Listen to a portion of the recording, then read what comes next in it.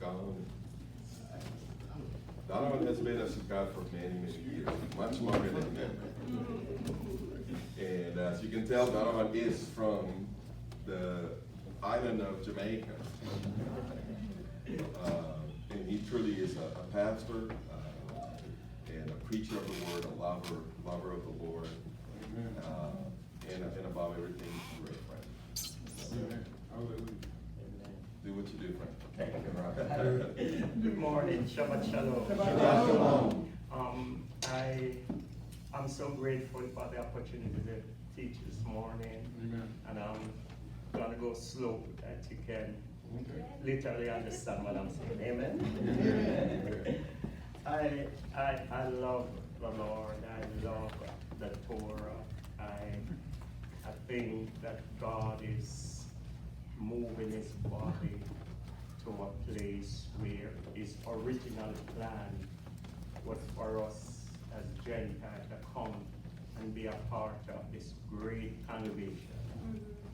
When I said that, I mean to be engrafted, as Paul said, we were strangers from the commonwealth of Israel, but now we are engrafted through Messiah. Yes. What a privilege we have this morning. Hallelujah. We don't have to take their place. All we got to do is come in, humble our heart, and just feed from the tree. Amen? Amen. Because we are engrafted into the tree. We are in the vine. So this morning, our Torah lesson is very interesting. But I break it down, and thank God for my rabbi. He made him sit and talk over the phone, and I break down our study the two things. I want to look at two things this morning: the Nazarite vow and the priestly blessing. The reason why I was thinking and smiling to myself over the week, I don't want to take the jealousy part this morning. We might have some very upset guy inside here, so I said I'm going to leave that one out. And because I think especially the Nazarite vow, how do we apply that to our life? We don't do it again. I was talking to Rabbi, so the temple is not there anymore. I didn't even know that ladies were a part of that in the second temple. They also made the Nazarite vow. Now this vow is a period. Now we have some persons who were born Nazarite. Can somebody tell me one? Samson, the most famous one.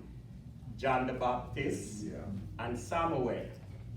You know, he was more like a priest and a prophet, but they were born. They were ordained that way, that they should not take strong drink, they should not cut their hair and things like that. But I want to tell you this morning that we as believers, we are commanded to separate ourselves, don't you? When we're doing the study on Leviticus, our rabbi really infused me. If I did not get anything out of Leviticus this year, what I get was the infusion of life. Amen. That God holiness is life. And when you draw close to God, you are getting life. You are being infused with light and life. Because all around God, that is it. There is no death in God. There is no darkness in God. David said, God, the darkness and the light is alive. So if you stand in the darkness, when God shines on you, you become bright. Now, the Nazarite vow, our lesson this morning is Naso. You gotta help me with my Hebrew, all right?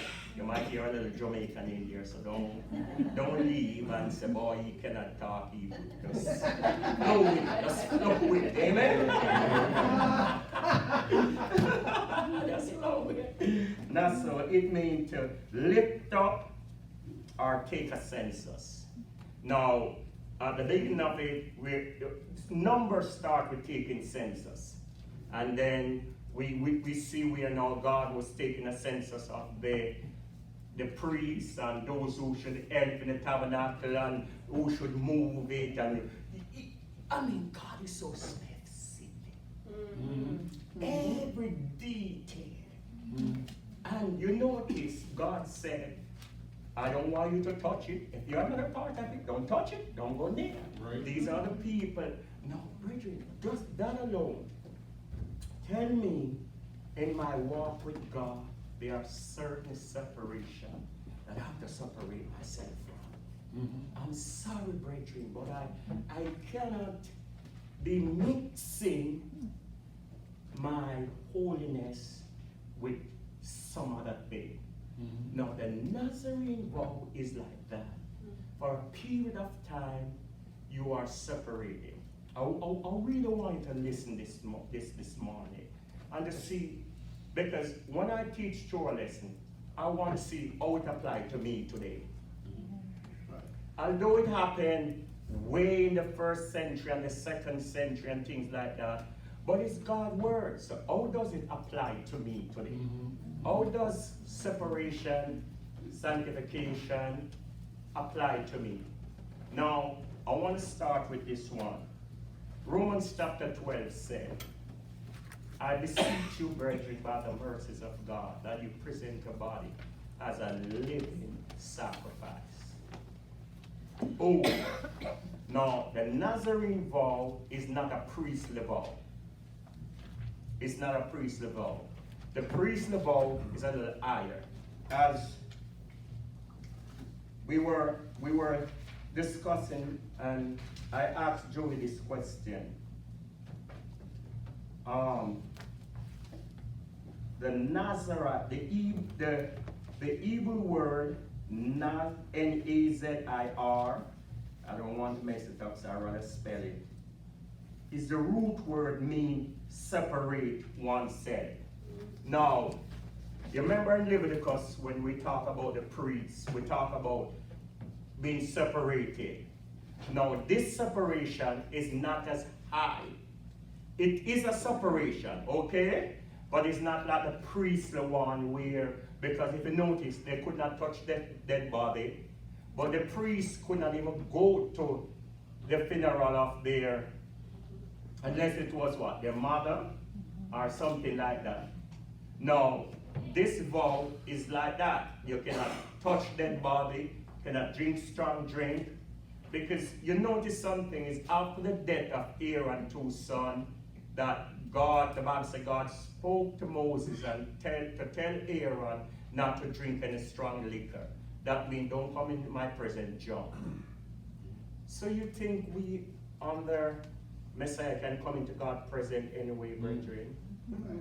No. Why must we think that we can just rush upon God? You and God is not body. He's God. No. One of the things that as I studied this week, we want to create an holiness. The world wants to create a holiness where, well, I can just rush upon God and walk into God's presence. Don't do that. Don't do that. I don't care if you have grace poured down on you. God is holy. Don't rush upon it. He is holy. Come on, brother. Don't do that. I know some of we have some very high temper. When we get upset, we think we can just say anything and just, no, don't do that with God. Even the Nazarite vow, when a person, it is God who gives the instruction. In other words, God is saying, if you want to separate yourself, this is how I want you to do it. What the Bible said about us, be ye holy, or your Father is holy. Amen. Unless your righteousness exceed that of the scribes and the Pharisees. Now, one thing as I studied that I learned is that I want to draw 2 comparisons here. One of them is from my country, Jamaica. Now, you hear about Bob Marley. He's very famous. Right. Now, Bob Marley and the Rastafarian religion, they say they are Nazarene because they grow their hair long. but they are not. They're a false religion. They don't believe in the Messiah. Matter of fact, they do read Torah and they can tell you about Torah. I can tell you they don't eat pork, they don't eat this, but they're not serving the real God. And guess who is their God? Selassie. You know who is Selassie? Haile Selassie? Alright? He is, according to history, one of the last tribes with King David. Yes, he is like, this brother is like, or you would say Abraham, Isaac, Jacob, and you see the generation going down. Haile Selassie, the king of Ethiopia back in the days, was like that. He's coming from that lineage, from the tribe of Judah. Okay, when you trace it. Now they think that marijuana, I know it as a different word. My word for it in Jamaica is ganja. We might not catch that. But you know it as marijuana. And you put Centric and this and that and use it as medicine. Now, in my country, where it grows, when you smoke that thing, it changes you completely. I mean, it literally puts you in a state of relaxation. It's like you are in a different world. You don't want to hear the noise. You don't want to eat. No, that is their spirit. Why you believe God said, do not be intoxicated with wine when you come into my presence? It's a spirit. Do you notice how alcohol can change a nice, decent man or woman? Yes. Change you completely. I mean, it literally change you. Yes. Abuse your children, abuse your wife. When you're out of it, it's like, what did I do? Now, the Bible encourages us to walk in the spirit that we might not fulfill the lusts of the flesh. Separation is that God wants to separate that this will die. This will die. Yes.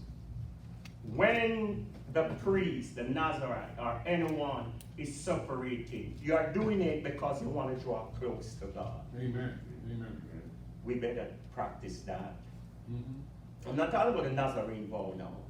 I'm talking about separating ourselves. You remember, I'm trying to tell you, how does it apply to us today? How would this vow, how would you take it to apply to us in our life today? Think about it. When you read Torah, you just study Torah, or do you see, how can this apply to me today? Like, we're doing Genesis, Exodus, Leviticus, now we're in Numbers. It's not just to gain knowledge, brethren. It's not just to be puffed up, because knowledge can be puffed up. Right? And if you have too much knowledge, you will get puffed up. Yes. But it's, how does it apply? That I can apply to my life, that I can help somebody. To me, that's what a Torah is, because that's what Yeshua did. He come to show us how to live Torah. He walk it. He live it. Now, if you're going to read this and just say, this don't apply to me. And I know, as I was talking to Rabbi Joey, that there's no more temple. And he said, you have to have a temple to practice this. Because one of the studies my wife just read to me this morning was that at the end of the vow, you bring a sin offering. So one of the sage, or the sage, they were saying that, can that be good? Because if you're separating yourself for such a length of time, and at the end of it, you have to bring a sin offering. What does that say? Right? And I was saying to that, that from studying a little about the rabbi them who are not so much in the spirit, if you read their thing, they kind of give you from a perspective of that. And that's why, brethren, that's why I said knowledge can be puffed up. Because if you go and just study, read, and the Spirit of God, the Ruach is not giving you revelation, then there's something going on. If you are studying the Bible and you're not getting revelation how to apply to your life, how to get rid of the anger, how to get rid of the stubborn will that I want to do my thing, but the will of God said this, and we are not applying these things to our life. Now, we got to remember, a couple days ago, we saw Torah and the Spirit come together. What happened when Torah meet the Holy Spirit, the Ruach Kadosh? An explosion happened. And these 12 guys who were ordinary fishermen, oh boy, it's hard to keep quiet when I touch that. I want to just dance on my toe now. But it's hard for me to have Torah and the Ruach and here worship like we have here on Shabbat morning and just sit there.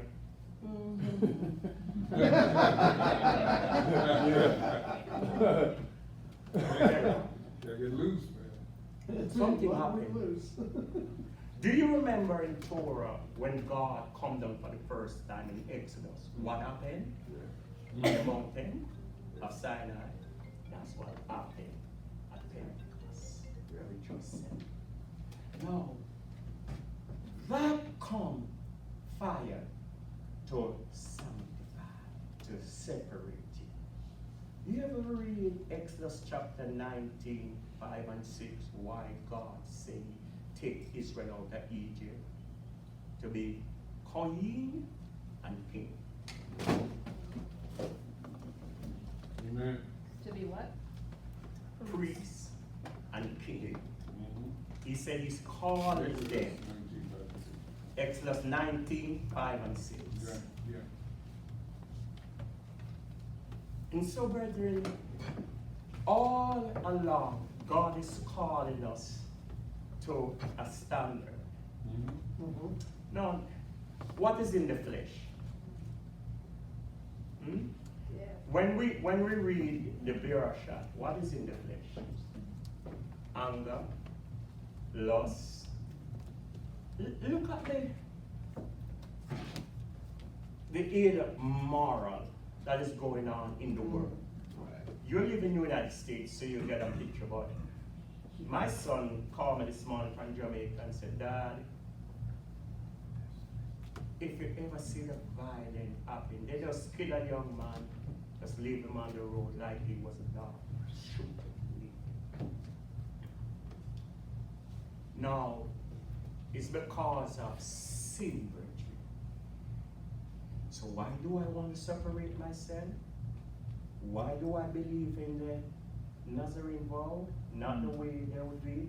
It's because it's a separation. I am drawing close to the one who I love. I want God. That's why I love God more deep. Amen. His feast days.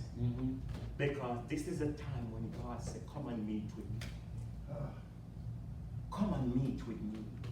This last feast is when one of the feasts when all the men would go up to God. Right. Come and talk with me. Come on. These are special time I set aside Amen. for my children, those who are called to come and meet with me. It's a voluntary vow. Amen. No one is forcing you. No. But it is be good for some time for us doing the fasting.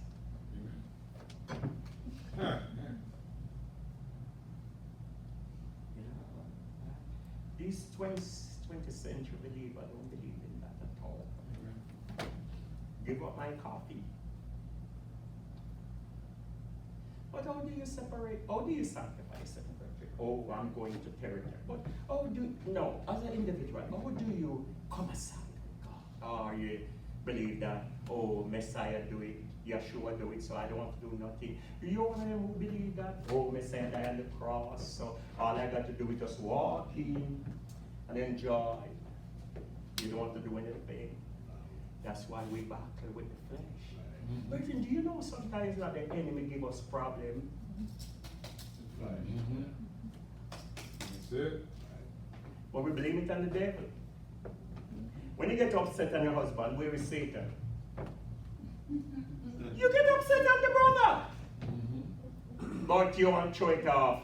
When you calm down, the enemy, no, it's not that. It's poor. Satan will either a lot of blame for things that he does not even know you are doing it.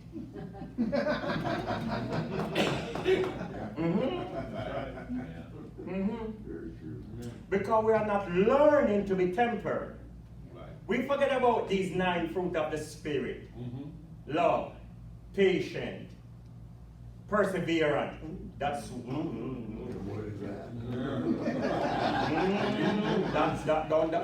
that fruit can stay aside. That one is not in mind. Perseverance, you stay right out there. Patient. Well, I will patient for you for 2 minutes. But after that, get out my way! I'm coming. No, these are the things, what God is saying. That we gotta learn. No, I'm one of those honest believers. I grew up as an angry guy. Angry. But I was joking last night at Shabbat that the first time in my young marriage, I get angry at my wife. She said, "Who are you talking to?" And she just stepped off. We were talking around the dinner table. And I learned right away that this anger not going to work in this marriage. Right away, it shut down, boom, put it into a bag and said, "You're not talking to me." Man, I feel like somebody just, if they hurt, I want to be like Korah now. Just hoping hurt and take me. I learned. No, God is saying to us, when you think that your anger doesn't work my righteousness, no, it's scripture. When you get angry, do you think you're pleasing God? Mm-mm. Do you think I get angry because I'm a righteous person? Mm-mm. Be angry and sin not. And I know you can quote that all day. But when you get angry, what happens after? Do you punch the wall? You're sinning. Right. Because you are saying, if you are there, I'm going to punch you. Right. That's why you punch the wall. And when you look, your hand either broke, and you sit down there and you watch it, and God said, do you learn? Next time you punch the steel and see what will happen to your hand. see if you punch that steel, boom! And your hand get back and you look and the finger them just, that's a thank you. Brethren, we got to learn that we are separated. We are, the Nazarene vow is temporary. Numbers 4, sorry. Yes. Numbers 3 to 8. That it's a separate, it's a temporary vow, forbidden from doing certain things like wine and product of the vine, cutting of the hair, coming in contact with the dead. Although the first and the third resemble those of the priests, who always may not drink, intoxicated, or contact by the dead. This one is just a period of time. This one is not like the priests. Through their lifetime, they cannot do certain things. This one is a period. That means in your daily life, as you walk with God, God might say to you, come aside. I know that happened. Even Paul said that if you're going to fast, if you're a married person, you're going to fast, he said to your husband or your wife, oh, now I'm going to do a day of fasting or a 2 day or how long. But him says you finish, you come back together. Amen. That means it's a period. You know, one of the most sweetest lessons that I love is in Joshua, when they're gonna take Jericho. And God said to them, for 3 days, he doesn't want them to touch their wife, he wants them to separate. Now, we look at that and call that, oh, that's in Israel. But how do you come aside for God? No, look into it. How do you come aside? How do you just say, okay, God? God, that's why we're not here in the brethren. Because we don't take time out of our busy life just to, God, what are you saying? So we're not hearing properly. Because we are not setting ourselves aside. So we're not hearing. We're not hearing. God can be saying to you, I know you take this route every morning, but go down 30 today. But because you are so programmed to take 20, you not even realize that God did tell you to take 30 this morning. So you're going to 20 and you get frustrated because the traffic is a parking lot. And then you remember, oh my God, something was whispering in my ears to take 30. That's what I'm talking about. Your Father talking to you. Your Father talking to you. So we got to come aside every now and again, brethren. I really believe in that. I really believe in we got to come aside. Separate yourself, because I want to talk to you. There are special times when God just wants you to, talk to you. You got to come aside. One thing I learned in my life as a believer is about forgiveness. And I remember I was going through something and I was real angry for a period of time. Real angry. Brethren, I have a dream. And I saw, back home in my country, back in the days, we don't have air conditioning in our house. So we built over our door a pattern where air can come through. And it was 4 o'clock in the morning, I remember, because I wake up after the dream and it was 4. I dreamt, I saw one of the most, I know what unforgiveness look like. It's the ugliest demon from the pit of hell. I was so scared that I wanted to touch my wife beside my bed and couldn't touch her. It was scary. And when I wake up, I went right into prayer. Because I was scared. Because I was angry. And forgiveness was in my heart. And when it was around 6 o'clock when all of this over, there was a young man living next door. He come to me and he said, Pastor Henry, when you was praying in your house this morning, I said, just me and my wife. He said, no. He said, there were a battalion of angels. It scared me. There were a battalion of angels around your house. He said, what? Then I realized that either I give up the anger or the anger going to take my life. Amen. In other words, it's going to control me. It's going to really be.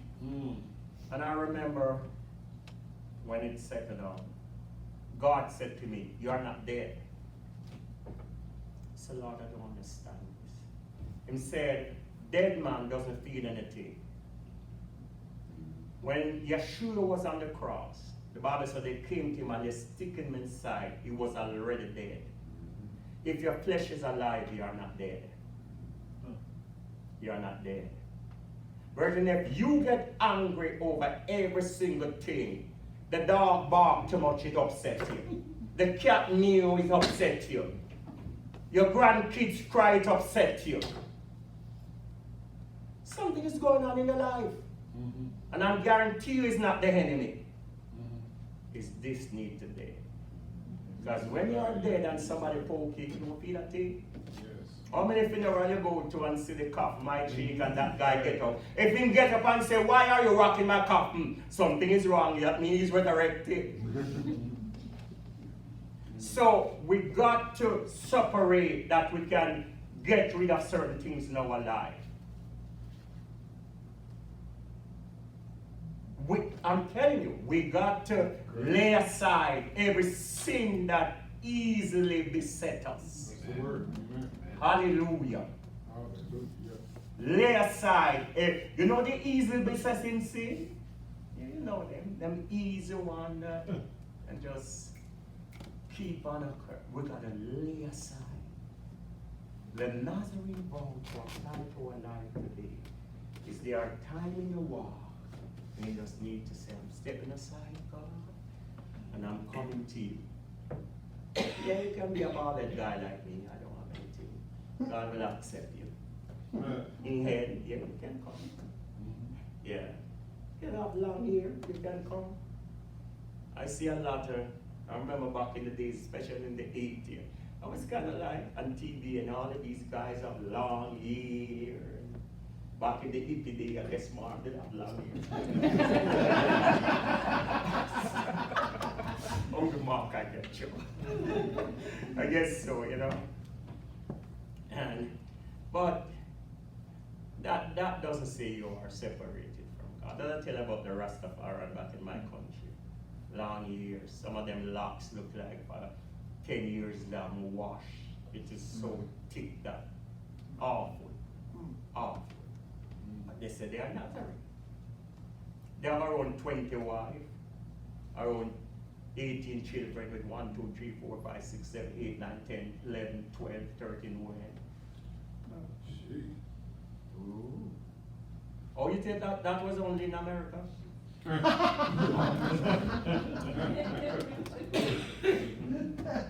Martha, there's what you call up here rapper. We call them DJ in Jamaica.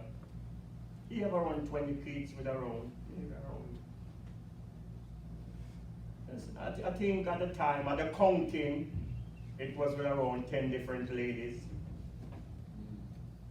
You know?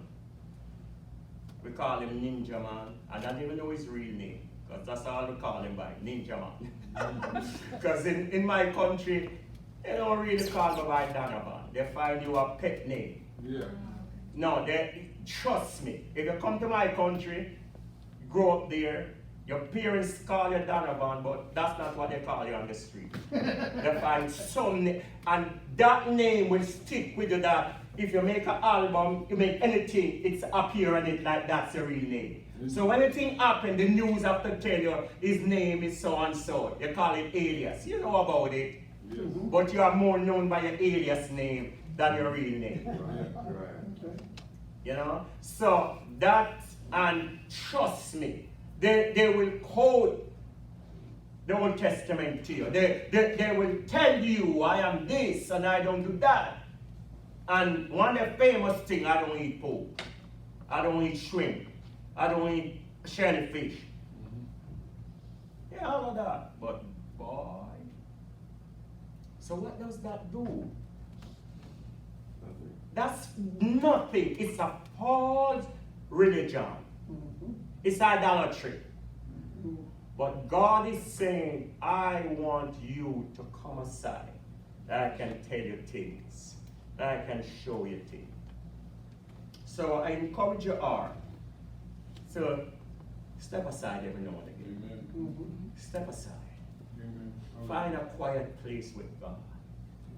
Talk to him. He's a father. Absolutely. Absolutely. He's a father. I could teach him that. Just as God is a father. A father. Amen. A father. Hallelujah. He's a father. The next one I want to look on quickly is the priestly blessing. I hope you get something from that. Hope I just didn't bother. But I pray you get something about separating, that God can talk to you, that God can really reveal himself to you. Brethren, Paul said, pray that the eyes of our understanding will be opened, that we may receive the revelation and the knowledge of Yeshua, our Messiah. You got to reveal, who Messiah is. Yeah. Let me just put this right here. And I'm going to leave it at this. Peter, the Bible says, Matthew chapter 16, and they came to Philippi of Caesarea. Jesus, Yeshua said to his disciples, who do men say I am? And they wriggled off John the Baptist, Elijah, Jeremiah, one of the prophets. Then he turned to the men them who he was talking to at the time. Maybe it was 3 years. You know, the different gospel give you different story. But he said, who do you, Donovan, who do you think I am? Peter, my friend, said, you are the Messiah, the Son of the living God. Amen. Listen what Yeshua said, flesh and blood. Brethren, look at that. That means this didn't come from your head knowledge, Peter. My father, at that moment when I asked that question, my father downloaded in you who I really was. Amen. Now they were walking along, follow me, they were walking along. Jesus said, boys, in a couple of days I'm going up to Jerusalem to be crucified. Yeah. Peter would just turn around and say, forbid it! And then you Joey teach a powerful lesson on this. When he was talking about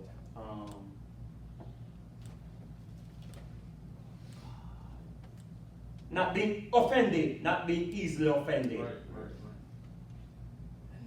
I saw something when he taught on Shabbat morning. Messiah could have turned and said, you know what? You want to stop me?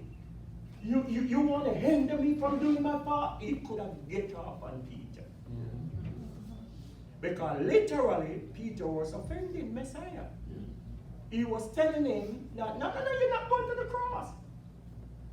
No, forbid it. You're not going to die. We don't want you to die.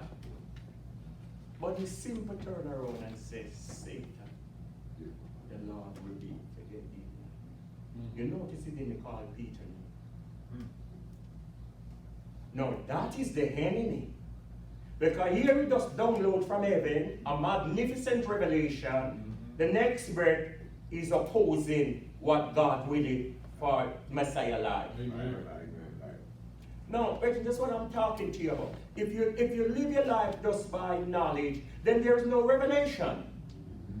So something good will happen, but you going to turn around and mess it up because you are not living by revelation. You're not knowing how to continue in the walk, how to understand the things of God, because they are not naturally discerned. God will is not, you can't just come up with something to serve God. Amen. You have to get a revelation from God. Amen. How to walk with Him. It's not something that I just get up today. No, you need His mercies are new every morning. Come on, brother. Come on. That means yesterday I might tell you this, but today I want to share something else with you. Today I just want to come and say, you're looking good today, my daughter. And you and them just in the car. Hey, thank you, God. You walk into your job, and they say, why are you smiling? Oh, God just tell me that I look nice today. Then God like, there you go the nut. Because it's not natural discern. It's not naturally designed. You're right. Amen. Amen. The priest's blessing. 6:22 to 27. To me, this is one of the most beautiful points. I was forgiven for saying a point. But when I hear our elder said every morning in Hebrew and we said it in English, it's like a poem. It's like we are reciting something that God said. This is all I wanted to bless my people. Amen. Amen. There we go again. You cannot come up with your idea to serve God. Do you notice, if you look at Torah, follow me on this trend a little bit. Moses was leading Israel. He's getting from God about everything. But there was a group of sisters who didn't have any brother. And their father died. They come to Moses, write their numbers. It went book up in Torah lesson. And they said, Moses, listen, our father died. We don't have any brother and anything. What about his inheritance? Moses said, I don't know about this. He got to God. Amen. And last year I hear Joey teach. God not only tell Moses that, but there's a series. Boom, boom, boom, boom, boom, boom, boom. Now he got to God about this, about the ladies. But God said, let me clarify it, let me put things in order, because this is a new one. They need to get their father inheritance. They need not to marry out, they need to marry in it. And if the husband leaves, he cannot take it. He wants to stay with them. Mm-hmm. Isn't that wonderful, ladies? God is good. God is I like that. good. Yes. He's so good. That's right. Yeah. So, you see, Moses could not just lead Israel by what I think. Now, here they are coming. We never see this in Genesis. We never see this in Exodus. We never see this in Leviticus. But here they are farming now. The census is taken. The nation is building. There is Torah. I don't like to say law. Law don't sound good, because we're talking about we're not under law. But run the red light and you will find it if you're not under law. Yeah, that's a simple question I tell everybody, preachers, everybody. I am not under law. Fly through that red light, and when you see the flashlight there, you, oh my God, I need grace. You break the law. Here's a fat ticket. Amen. God give instruction. You did. And God said, this is the way I want to be done. Come And on, if brother. you don't obey them, there's consequences. Amen on that. I leave it right there. Love it, brother. And God said, after everything is come together, this is the way I want you to bless my people. Mm-hmm. Moses, I want you to tell Aaron, I'm an action guy. That's okay. I just see God in his splendor. Oh, I just see God in his glory. Amen. Love these people so much that he said, I want you to put my name. Amen. Look at the blessing. The Lord bless you. Amen. The Lord let his face shine upon you. Adonai, Tezo, Elohim. Amen. Come on, brother. Yeah, some of we call him Yahweh, some say Hashem. I love it, though. But God is saying this is the way. Not Moses' way. Now, here we go again. Paul recites some blessing in his letters. Do you know some of them? That's what the church used. Oh, yeah. May the peace of God be upon you. You can find them in Ephesians at the end of this book. No. One thing I realized the other day, ever in the church when they talk about when Paul was talking about the armor, he was talking about a Roman soldier. That's a lie. No, look at it. Helmet of salvation. What the priest wear on his head? Breastplate of righteousness. What the priests have around here? Your line girdle with truth. What the priests have around here? Come on, brethren. No, Paul is writing to us. So he's using terminology. That the priest, brethren, the priestly blessing. The 12 tribe is right here. Right. The turban is right here. Yes. His line is girdle with the truth, the swatch. Right. His feet is shod with the gospel of peace. Oh, Isaiah 57. How beautiful are the feet of them that proclaim good news. Yeah. Oh, come on, you're telling that to dance. Yeah. Brethren, why are we trying to take God's holy, precious Torah and bring it down to our way, how we are thinking things? Yes.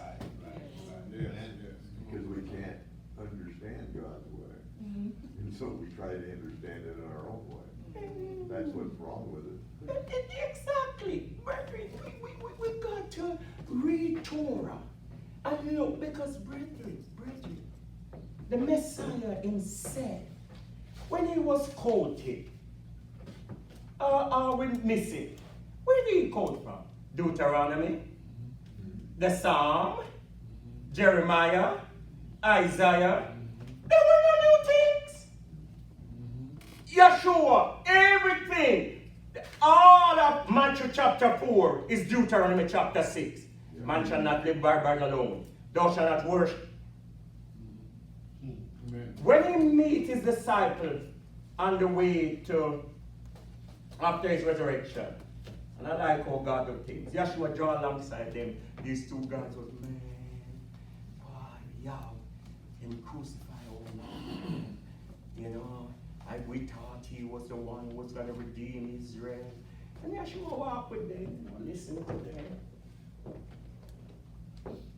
Then the Bible said something beautiful. He speak to them. And look what he said. Ah, that is written in the Psalms and the prophet is about me. How do we miss that, brethren? How do we miss the priestly blessing?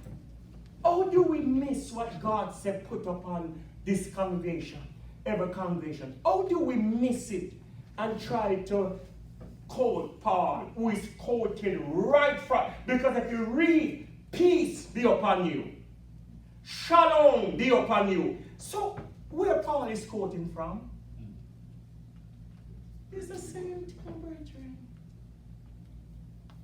But we are trying to say, if this priestly blessing is done away with, you can go on. I love it. I love it every Shabbat morning. The Lord bless you and keep you. The Lord let his face shine upon you. Amen. The Lord be gracious unto you and give you shalom. Shalom. Shalom does only mean peace. It means always be it with you. Is it well with your family? Is it well in your household? We need to get back to revelation. Revelation, brethren. I come this morning to tell you, when you are reading Torah, there is I think a Psalms 190. This is my prayer every time I get into the weakest story. Lord, open my eyes that I may behold the wonders of your Torah. Amen, brother. Yes, sir. Oh, yes. So when I read about the Nazarene vow, I want a revelation. When I read about crossing the Red Sea and God said to Joshua, I am the captain of the Lord of hosts, I want to understand what he was saying. Amen. I want to understand when they come out of Egypt and God said to Joshua, today, sanctify yourself, circumcise, because I'm moving, I'm going to use this word, the stench of Egypt, the stinkness of Egypt. Ooh, I'm not cursing. In other words, God is saying when you sanctify yourself, I'm removing all the sin of the world. I'm removing, I am taking something off you. Are you going to look like the light shining in you? What is the revelation you get every week? What God said to you? What do you share from Torah? So, brethren, I believe in everything, just as how Yeshua said, that there are seed that planted, some fall on stony ground, some fall amongst the thorn and the burr, but some fall on good ground. What do you get from God's word when you study? If somebody come to you and said to you, what did you get in the devotion this morning? Could you share with them what God said to you? You don't have to be a preacher, but just what God tell you, what God is saying to you, or you just read for your personal gain. You don't really want to tell anybody. I just want to acknowledge. I just want to know. I'm a tourist study. I'm an Hebrew learner. So I feel good. I can read the Hebrew. I can read the Torah. Or do you really want to know that you can impart something? Yes. Because Israel's goal was to teach the word Yes. of the Father God. Everything in the Torah, brethren, everything, if you really study it out, everything, I get my signal, I'm through. Everything in the Torah is for us to learn, to impart, and to improve our life. Yes. Yes. The Lord bless you this morning. May you receive revelation from His Torah. Amen.